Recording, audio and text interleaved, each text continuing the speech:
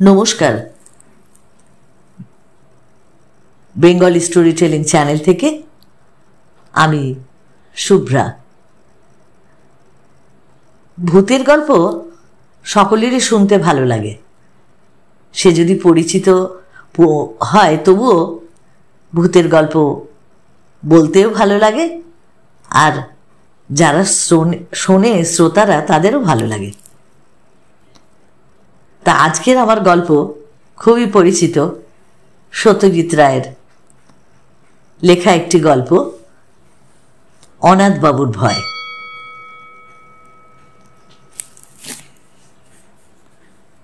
অনাথবাবুর সঙ্গে আমার আলাপ ট্রেনের কামরায়। আমি যাচ্ছিলাম রঘুনাথপুর হাওয়া বদলের জন্য। কলকাতায় খবরের কাগজের অফিসে চাকরি করি। গত কমাস ধরে কাজের চাপে দম বন্ধ হবার উপক্রম হয়েছিল।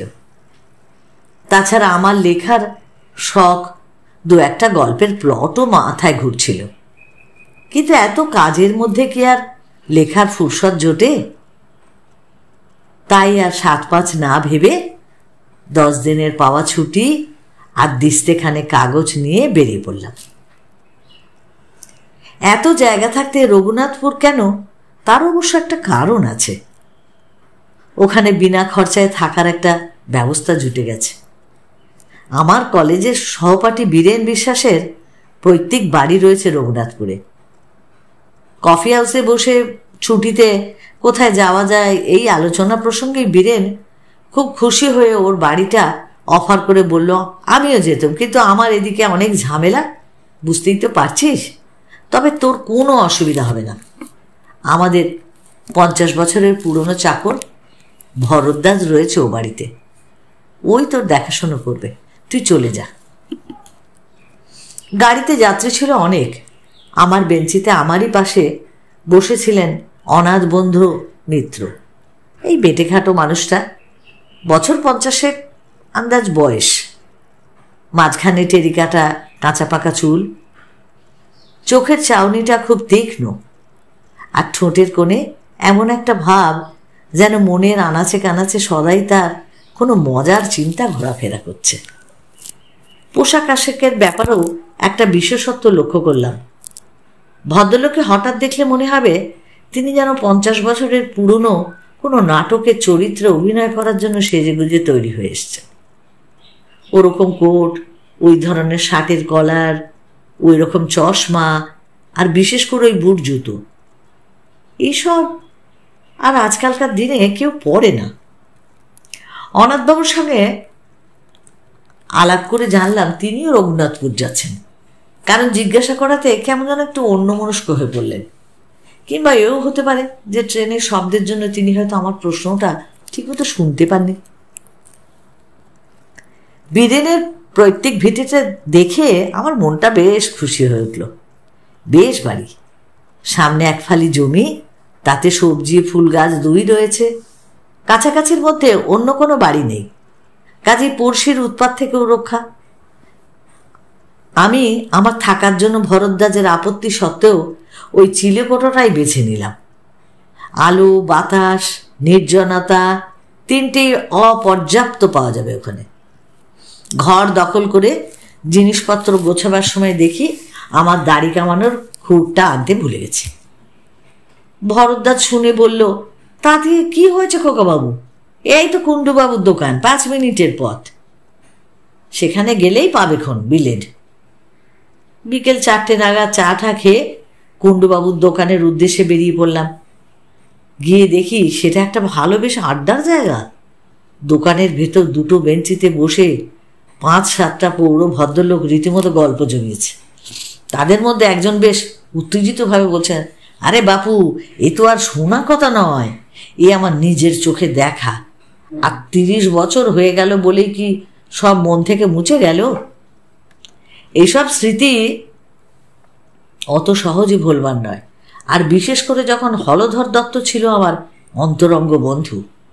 তার মৃত্যুর জন্য আমি যে কিছু অংশে দায়ী, সেই বিশ্বাস আমার আজও যায়নি। আমি 1 প্যাকেট 7 o'clock কিনে আরও 2-একটা অবান্তর জিনিসের খোঁজ করতে লাগলাম। ভদ্রলোক বলে চললেন, ভেবে দেখুন, আমারই বন্ধু আমারই সঙ্গে মাত্র 10 টাকা বাজি ধরে রাতটা কাটাতে গেল ওই উত্তর পশ্চিমের ঘরটাতে। পরদিন ফেরে না ফেরে না ফেরে না। শেষটায় আমি, জিদেন বক্সি আর হরিচরণ শাহ আর আরও 3-4 জন কে ছিল ঠিক এখন অত মনে নেই, গেলুম হালদার বাড়িতে হলধরের খোঁজ করতে। গিয়ে দেখি বাবু ওই ঘরের মেঝেতে হাত পা ছড়িয়ে মরে কাঠ হয়ে আছে। তার চোখ চাওয়া, দৃষ্টিটা কড়িকাঠের দিকে, আর সেই দৃষ্টিতে ভয়ের যে নমুনা দেখলাম, তাতে ভূত ছাড়া আর কি ভাববো বলুন।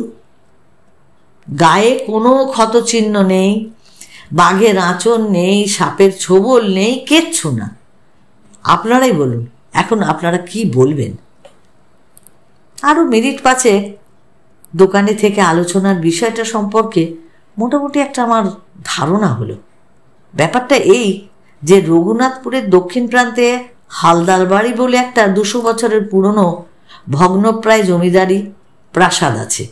সেই প্রাসাদে বিশেষ করে তার দোতলার উত্তর পশ্চিম কোণের একটা ঘরে নাকি অনেককালের পুরনো একটা ভূতের আনাগোনা আছে। অবশ্য এই 30 বছর আগে ভবতোষ মজুমদারের বন্ধু হলধর দত্তের মৃত্যুর পর আজ অবধি নাকি কেউ সে বাড়িতে রাত কাটায়নি। কিন্তু তাও রঘুনাথপুরের বাসিন্দারা ভূতের অস্তিত্ব মনে প্রাণে বিশ্বাস করে। বিশ্বাস করে তারা বেশ একটা রোমাঞ্চ অনুভব করে। আর বিশ্বাস করার কারণও আছে যথেষ্ট। একে তো হলধর দত্তের রহস্যজনক মৃত্যু, তার উপরে এমনিতেই হালদার বংশের ইতিহাসে নাকি খুন খারাপি আত্মহত্যা এসবের নাকি অনেক নজির পাওয়া যায়। মনে মনে হালদার বাড়ি সম্পর্কে বেশ একটা কৌতূহল নিয়েই দোকানের বাইরে এসে দেখি আমার ট্রেনের সেই আলাপি অনাথ বন্ধু মিত্র মশাই হাসি হাসি মুখ করে দাঁড়িয়ে আছে। আমায় দেখে বললেন, শুনছিলেন ওদের কথাবার্তায়? বললাম, তা কিছুটা শুনেছি। বিশ্বাস হয়? কি ভূত? হ্যাঁ হ্যাঁ, ব্যাপার কি জানেন, ভূতের বাড়ির কথা তো অনেকে শুনলাম, কিন্তু সেসব বাড়িতে থেকে নিজের চোখে ভূত দেখেছে এমন লোক তো কই আজ অব্দি একটাও মিট করলাম না। তাই ঠিক অনাথবাবু একটু হেসে বললেন, একবার দেখে আসবেন নাকি? কি বাড়িটা দেখে আসবো মানে? বাইরে থেকে আর কি, বেশি দূর তো নয়, এই বড়জোর মাইলখানেক। এই রাস্তা দিয়ে সোজা গিয়ে জোড়া শিবের মন্দির ছাড়িয়ে ডান হাতি রাস্তায় ঘুরে পোয়াটার পথ। ভদ্রলোককে বেশ ইন্টারেস্টিং লাগছিল। আর তাছাড়া এত তাড়াতাড়ি বাড়ি ফিরে গিয়ে কি করব, তাই চললাম তার সঙ্গে। হালদারের বাড়িটা দূর থেকে দেখা যায় না, কারণ বাড়ির চারপাশে বড় বড় গাছের জঙ্গল। তবে বাড়ির গেটের মাথাটা দেখা যেতে থাকে সেই পৌঁছানোর প্রায় 10 মিনিট আগে থেকে। বিরাট ফটক, মাথার ওপর ভগ্ন প্রায় একটা নহবতখানা। ফটকের ভেতর দিয়ে বেশ খানিক দূর রাস্তা গিয়ে তবে সদর দালান।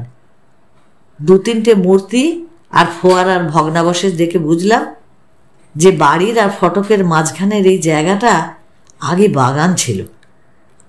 বাড়িটা অদ্ভুত, কারুকার্যের কোনো বাহার নেই। তার কোনো জায়গায় কেমন যেন একটা বেঢপ চৌকো চৌকো ভাব।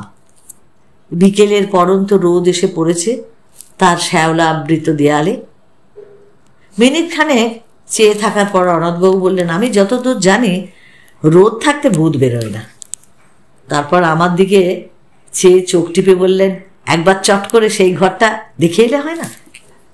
সেই উত্তর পশ্চিমের ঘর, যে ঘরে, হ্যাঁ হ্যাঁ, যে ঘরে হলধর দত্তের মৃত্যু হয়েছিল। ভদ্রলোকের তো এসব ব্যাপারে দেখছি একটু বাড়াবাড়ি রকমেরই আগ্রহ। অনাথবাবু বোধহয় আমার মনের ভাবটা আঁচ করতে পেরেই বললেন, খুব আশ্চর্য লাগছে না? আসলে কি জানেন, আপনাকে আমার বলতে দ্বিধা নেই, আমার রঘুনাথপুর আসার একমাত্র কারণই হলো ওই বাড়িটা। বটে? আগে হ্যাঁ, ওটা যে ভূতের বাড়ি, আমি কলকাতায় থাকতেই সে খবরটা পেয়ে ওই ভূতটাকে দেখবো বলে এখানে এসেছি। আপনি সেদিন ট্রেনে আমার আসার কারণটা জানতে চাইলেন। আমি উত্তর না দিয়ে অভদ্রতা করলাম বটে, কিন্তু মনে মনে স্থির করেছিলাম যে উপযুক্ত সময় এলে, অর্থাৎ আপনি কীরকম লোক সেটা আরেকটু জেনে নিয়ে আসল কারণটা আমি নিজে থেকেই বলবো। কিন্তু তাই বলে ভূতের পেছনে ধা করে একেবারে কলকাতা ছেড়ে, আরে বলছি ব্যস্ত হবেন না, আমার কাজটা সম্বন্ধেই তো বলা হয়নি আর এখনো আপনাকে। আসলে আমি ভূত সম্পর্কে একজন বিশেষজ্ঞ। আজ 25 বছর ধরে এই ব্যাপার নিয়ে আমি অনেক রিসার্চ করেছি। শুধু ভূত কেন, ভূত, প্রেত, পিশাচ, ডাকিনী, যোগিনী, ভ্যাম্পায়ার, ভুডুইজম ইত্যাদি যা কিছু আছে তার সম্বন্ধে বইয়ে যা লেখে তার প্রায় সবই পড়ে ফেলেছি। 7টা ভাষা শিখতে হয়েছে এসব বই পড়ার জন্য। পরলোক তত্ত্ব নিয়ে লন্ডনের প্রফেসর নর্টনের সঙ্গে আজ 3 বছর ধরে চিঠি লেখালেখি করছি।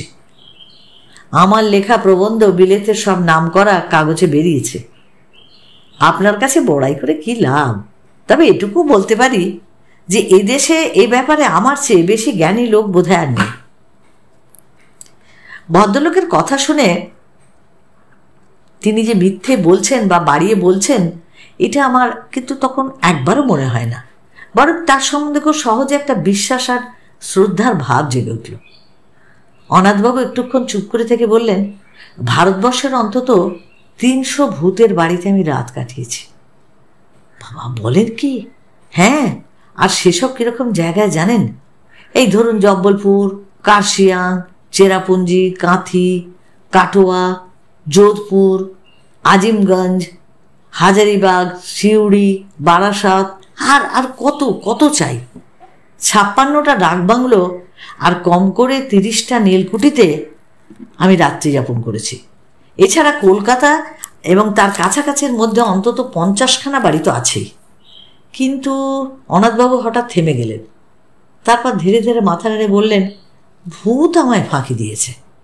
হয়তো ভূতকে যারা চায় না, ভূত তাদের কাছেই আসে। আমি বারবার হতাশ হয়েছি। ম্যাড্রাসে ত্রিচিনপল্লীতে 150 বছরের পুরনো একটা সাহেবদের পরিত্যক্ত ক্লাব বাড়িতে ভূত একবার কাছাকাছি এসেছিল। কিরকম জানেন? অন্ধকার ঘর, 1 ফোঁটা বাতাস নেই। যতবার মোমবাতি ধরাবো বলে দেশলাই জ্বালাচ্ছি, ততবারই যেন কে ফুঁ দিয়ে নিভিয়ে দিচ্ছে। শেষটায় 13টা কাঠি নষ্ট করার পর বাতিটা জ্বলল এবং আলোর সঙ্গে সঙ্গেই ভূত বাবাজি সেই যে গেলেন আর এলেন না। একবার কলকাতার ঝামাপুকুরের এক হানাবাড়িতেও একটা ইন্টারেস্টিং অভিজ্ঞতা হয়েছিল। আমার মাথায় তো এত চুল দেখছেন, অথচ এই বাড়ির একটা অন্ধকার ঘরে ভূতের অপেক্ষায় বসে থাকতে থাকতে মাঝরাত্রির নাগাদ হঠাৎ ব্রহ্মতালুর কাছটা একটা মশার কামড় খেলাম। কি ব্যাপার? অন্ধকারে ভয়ে ভয়ে মাথায় হাত দিয়ে দেখি একটা চুলও নেই, একেবারে মসৃণ মাথা জোড়াটা। এ কি আমার মাথা, না অন্য কারোর মাথায় হাত দিয়ে নিজের মাথা বলে মনে করছি? কিন্তু মশার কামড়টা তো আমিই খেলাম। টর্চটা জেলে আয়নায় দেখি টাকের কোনো চিহ্ন মাত্র নেই। আমার যে চুল সে চুলই রয়েছে আমার মাথায়। ব্যাস, ও দুটো ছাড়া আর কোনো ভূতের অভিজ্ঞতা এত চেষ্টা সত্ত্বেও আমার হয়নি। তাই ভূত দেখার আশা একরকম ছেড়েই দিয়েছিলাম। এমন সময় একটা পুরনো বাঁধানো প্রবাসীতে রঘুনাথপুরের এই বাড়িটার একটা উল্লেখ পেলাম। তাই ঠিক করলাম একটা শেষ চেষ্টা দিয়ে আসব। অনাথবাবুর কথা শুনতে শুনতে কখন যে বাড়ির সদর দরজায় এসে পড়েছি সে খেয়াল ছিল না। ভদ্রলোক তার ট্যাঙ্ক ঘড়িটা দেখে বললেন, আজ 5টা 31 সূর্যাস্ত, এখন 5:15। চলুন, রোদ থাকতে থাকতে একবার ঘরটা দেখে আসি। ভূতের নেশাটা বোধহয় সংক্রামক, কারণ আমি অনাথবাবুর প্রস্তাবে কোনো আপত্তি করলাম না। বরঞ্চ বাড়ির ভেতরটা আর বিশেষ করে দোতলার ওই ঘরটা দেখবার জন্য বেশ একটা আগ্রহ হচ্ছিল। সদর দরজা দিয়ে ঢুকে দেখি বিরাট উঠোন আর নাট মন্দির। 100-150 বছরে কত উৎসব, কত অনুষ্ঠান, কত পুজো পার্বণ, কত কথা এখানে হয়েছে তার তো কোনো চিহ্ন আজ আর নেই। উঠোনের 3 দিকে বারান্দা। আমাদের ডাইনে বারান্দার যে অংশ তাতে একটা ভাঙা পালকি পড়ে আছে, আর পালকিটা ছাড়িয়ে 10 হাত গিয়েই দোতলায় যাওয়ার সিঁড়ি। সিঁড়িটা এমনি অন্ধকার যে উঠবার সময় অনাথবাবুকে তার কোটের পকেট থেকে একটা টর্চ বার করে জ্বালাতে হলো। প্রায় অদৃশ্য মাকড়সার জালের বুঝ্য ভেদ করে কোনো রকমে দোতলায় পৌঁছানো গেল। মনে মনে বললাম, এ বাড়িতে ভূত থাকা কিছু অস্বাভাবিক নয়। দোতলার বারান্দায় দাঁড়িয়ে হিসেব করে দেখলাম, বাঁদিক দিয়ে সোজা চলে গেলে ওই যে ঘর, ওটাই হলো উত্তর পশ্চিমের ঘর। অনাথবাবু বললেন, সময় নষ্ট করে লাভ নেই, চলুন এগোই। এখানে বলে রাখি, বারান্দায় কেবল একটা জিনিস ছিল, সেটা হচ্ছে একটা ঘড়ি, যাকে বলে গ্র্যান্ডফাদার ক্লক। কিন্তু তার অবস্থা খুব শোচনীয়। কাঁচ নেই, বড় কাঁটাটা উধাও, পেন্ডুলামটা ভেঙে কাত হয়ে পড়ে আছে। উত্তর পশ্চিম ঘরের দরজাটা ভেজানো ছিল। অনাথবাবু যখন তার ডান হাতের তর্জনী দিয়ে সন্তর্পণে ঠেলে দরজাটা খুলল, তখন বিনা কারণে আমার গাটা কিরম একটা ছমছম করছিল। কিন্তু ঘরের ভেতর ঢুকে অস্বাভাবিক কিছু লক্ষ্য করলাম না। দেখে মনে হয় এককালে বৈঠকখানা ছিল। ঘরের মাঝখানে একটা বিরাট টেবিল, তার কেবল পায়া চারখানাই রয়েছে, ওপরের তক্তাটা নেই। টেবিলের পাশে জানলার দিকে একটা আরাম কেদারা।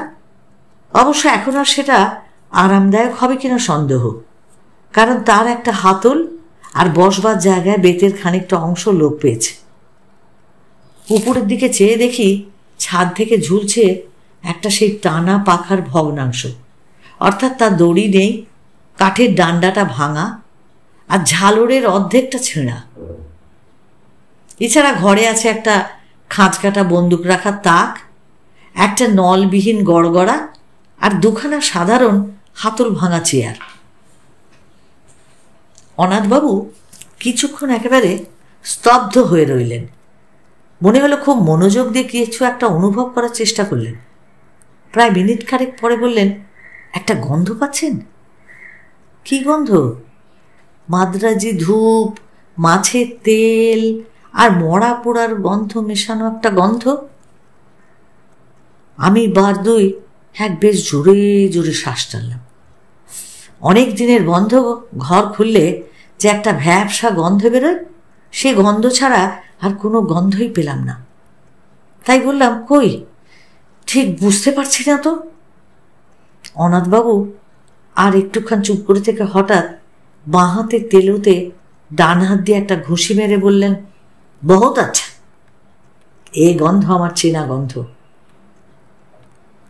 এ বাড়িতে ভূত অবশ্যম্ভাবী, তবে বাবাজি দেখা দেবেন কিনা সেটা কাল রাত্রের আগে তো বোঝা যাবে না। চলুন। অনাথবাবু স্থির করে ফেললেন যে পরদিনই তাকে এই ঘরে রাত্রিবাস করতে হবে। ফেরার পথে বললেন, আজ থাকলাম না, কারণ কাল অমাবস্যা, ভূতের পক্ষে সব থেকে প্রশস্ত তিথি। তাছাড়া দু একটা জিনিস সঙ্গে রাখা দরকার, সেগুলো বাড়িতে থেকে গেছে, কালকে নিয়ে আসবো। আজ এই সার্ভেটা করে গেলাম আর কি। ভদ্রলোক আমায় বাড়ি অবধি পৌঁছে দিয়ে বিদায় নেবার সময় গলাটা একটু নামিয়ে বললেন, আর কাউকে আমার এই প্ল্যানের কথা বলবেন না যেন। এদের কথাবার্তা তো শুনলাম আজকে, যা ভয় আর যা প্রেজুডিস এদের, জানলে পরে হয়তো বাধা টাধা দিয়ে আমার প্ল্যানটাই ভেস্তে দেবে। আর হ্যাঁ, আরেকটা কথা, আপনাকে আমার সঙ্গে যেতে বললুম না বলে যেন কিছু মনে করবেন না। এইসব ব্যাপার বুঝলেন কি না, একা ঠিক না হলে জুৎসই হয় না। পরদিন দুপুরে কাগজ কলম নিয়ে বসলো, লেখা খুব বেশি দূর এগোল না। মন পড়ে রয়েছে হালদার বাড়ির ওই উত্তর পশ্চিমের ঘরটায়। আর রাত্রে অনাথবাবুর কি অভিজ্ঞতা হবে সে নিয়েও একটা অশান্তি উদ্বেগ রয়েছে মনের মধ্যে। বিকেলে অনাথবাবুকে হালদার বাড়ির ফটক অবধি পৌঁছে দিলাম। ভদ্রলোকের গায়ে আজ একটা কালো গলাবন্ধ কোট, কাঁধে জলের ফ্লাস্ক আর হাতে সেই কালকের 3 সেলের টর্চ।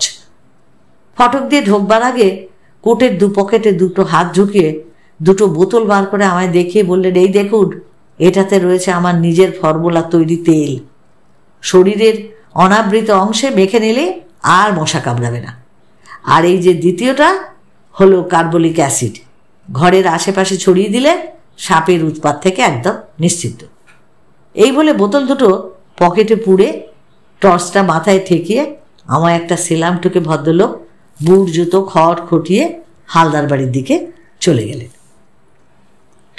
রাত্রে ভালো ঘুম হলো না। ভোর হতে না হতেই ভরদ্বাজকে বললাম, আমার থার্মা ফ্লাস্কটায় দুজনের মতো করে একটু চা ভরে দাও তো। চা এলে পরে ফ্লাস্কটা নিয়ে আবার হালদার বাড়ির উদ্দেশ্যে রওনা দিলাম। হালদার বাড়ির ফটকের কাছে পৌঁছে দেখি চারদিকে কোনো সারা শব্দ নেই। অনাথবাবুর নাম ধরে ডাকবো না শটান দোতলায় যাব সেটাই ভাবছি। এমন সময় হঠাৎ শুনতে পেলাম, ও মশাই, এই যো এইদিকে। এবার দেখতে পেলাম অনাথবাবুকে প্রাসাদের পূব দিকে জঙ্গলের ভেতর থেকে বেরিয়ে আমার দিকে হেঁটে আসছেন। তাকে দেখে মোটেই মনে হয় না যে রাত্রে তার কোনো ভয়াবহ বা অস্বাভাবিক কোনো অভিজ্ঞতা হয়েছে। আমার কাছে এসে হাসতে হাসতে হাতে একটা নিমের ডাল দেখিয়ে বললেন, আর বলবেন না মশাই, আধ ঘন্টা বনে বাজারে ঘুরছি এই নিম ডালের খোঁজে। আমার আবার দাঁতনের অভ্যেস কিনা। ফস করে রাত্রের কথাটা জিজ্ঞাসা করতে কেমন যেন আমার একটা বাদো বাদো ঠেকলো। বললাম, চা এনেছি, এখানেই খাবেন না বাড়ি যাবেন? চলুন না, ওই ফোয়ারার পাশটায় বসে খাওয়া যাক। গরম চায়ে চুমুক দিয়ে একটা তৃপ্তি সূচক শব্দ করে আমার দিকে ফিরে মুচকি হেসে অনাথবাবু বললেন, খুব কৌতূহল হচ্ছে না? আমি আমতা আমতা করে বললাম, হ্যাঁ মানে তা একটু। বেশ, তাহলে বলি শুনুন। গোড়াতেই বলে রাখি, এক্সপিডিশন হাইলি সাকসেসফুল। আমার এখানে আসা সার্থক হয়েছে। অনাথবাবু এক মগ চা শেষ করে দ্বিতীয় মগ ঢেলে তার কথা শুরু করলেন। আপনি যখন আমায় পৌঁছে দিয়ে গেলেন না, তখন তো 5টা বাজে। আমি বাড়ির ভেতরে ঢোকার আগে এই আশপাশটা একটু সার্ভে করে নিলাম। অনেক সময় ভূতের চেয়ে জ্যান্ত মানুষ বা জানোয়ার থেকে উপদ্রবের আশঙ্কা বেশি থাকে। যাই হোক, দেখলাম কাছাকাছির মধ্যে সন্দেহজনক কিছু নেই। বাড়িতে ঢুকে একতলার ঘরগুলোর মধ্যে যেগুলো খোলা হয়েছে সেগুলো একবার দেখে নিলাম। জিনিসপত্র তো আর একদিন ধরে বিশেষ পড়ে থাকার কথা নয়। একটা ঘরে কিছু আবর্জনা, আরেকটায় কড়িকাঠে গুটি চারেক ঝুলন্ত বাদুর ছাড়া আর কিছুই চোখে পড়ল না। বাদুরগুলো আমায় যেন দেখেও দেখলো না, তারা নড়লও না। আমিও তাদের ডিস্টার্ব করলাম না। 6:30 নাগাদ দোতলার ওই আসল ঘরটাতে ঢুকে রাত কাটানোর আয়োজন শুরু করলাম। একটা ঝাড়ন এনেছিলাম, তাই দিয়ে প্রথমে ওই আরাম কেদারাটাকে আমি ঝেড়ে পুছে সাফ করে নিলাম। কতদিনের ধুলো যে জমেছিল তাতে কে জানে। ঘরের মধ্যে বেশ একটা গুমোট ভাব ছিল, তাই জানলাটা খুলে দিলাম। ভূত বাবাজি যদি সশরীরে আসতে চান, তাই বারান্দার দরজাটাও খোলা রাখলাম। তারপর টর্চ ও ফ্লাস্কটা মেঝেতে রেখে ওই বেত ছেঁড়া আরাম কেদারাতে শুয়ে পড়লাম। অস্বস্তি বেশ একটা হচ্ছিল বেশ, কিন্তু এর চেয়েও আরও অনেক বেয়ারা অবস্থায় আমি বহুবার রাত কাটিয়েছি, তাই আমি কিছু মাইন্ড করলাম না। আশ্বিন মাস, 5:30টায় সূর্য ডুবেছে। দেখতে দেখতে অন্ধকারটা বেশ জমাট বেঁধে উঠল, আর সেই সঙ্গে সেই গন্ধটা যেন ক্রমশ স্পষ্ট হয়ে উঠল। আমি এমনিতে খুব ঠান্ডা মেজাজের মানুষ, সহজে বড় একটা এক্সাইটেড হই না, কিন্তু কাল যেন ভেতরে ভেতরে বেশ একটা উত্তেজনা অনুভব করছিলাম। সময়টা ঠিক বলতে পারবো না, তবে আন্দাজ মনে হয় 9টা কি 9:30 নাগাদ জানলা দিয়ে একটা জোনাকি ঘরে ঢুকেছিল। সেটা মিনিট খানেক ঘোরাঘুরি করে আবার জানলা দিয়ে বেরিয়ে গেল। তারপর কখন যে শেয়াল ঝিঝির ডাক থেমে গেছে আর কখন যে আমি ঘুমিয়ে পড়েছি সেটা আমার খেয়ালই নেই। ঘুমটা ভাঙল একটা শব্দে, ঘড়ির শব্দ। ঢং ঢং ঢং করে 12টা বাজল। মিঠে অথচ বেশ জোর আওয়াজ, জাত ঘড়ির আওয়াজ, আর সেটা আসছে ওই বাইরের বারান্দাটা থেকে। কয়েক মুহূর্তের মধ্যে আমার ঘুমটা ছুটে গিয়ে সম্পূর্ণ সজাগ হয়ে আরও 2টো জিনিস লক্ষ্য করলাম। এক, আমি আরাম কেদারায় সত্যি খুব আরামে শুয়ে আছি। ওই ছেঁড়া সেই আরাম কেদারাটা তো আর নেই, বরং উল্টে আমার পিঠের তলায় কে যেন একটা বালিশ গুঁজে দিয়ে গেছে। আর 2, আমার মাথার উপর একটা চমৎকার ঝালর সমেত আস্ত একটা নতুন টানা পাখা, তার থেকে একটা নতুন দড়ি দেয়ালের ফুটো দিয়ে বারান্দায় চলে গেছে। আর কে জানি সে দড়িতে টান দিয়ে পাখাটা দুলিয়ে আমাকে চমৎকার বাতাস করছে।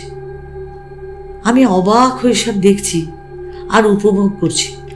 এমন সময় খেয়াল হলো, আমাবস্যার রাত্রিরে কি করে জানি ঘরটা চাঁদের আলোয় উদ্ভাসিত হয়ে উঠল। তারপর নাকে এলো একটা চমৎকার গন্ধ। পাশ ফিরে দেখি কে জানি একটা আলবোলা রেখে গেছে, আর তার থেকে ভুর ভুর করে বেরোচ্ছে একেবারে সেরা অম্বরী তামাকের গন্ধ।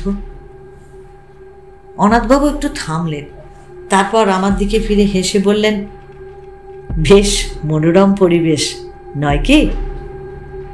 আমি বললাম, শুনে তো ভালোই লাগছে। আপনার রাতটা তাহলে মোটামুটি আরামেই কেটেছে? আমার প্রশ্ন শুনে অনাথবাবু হঠাৎ গম্ভীর হয়ে গেলেন।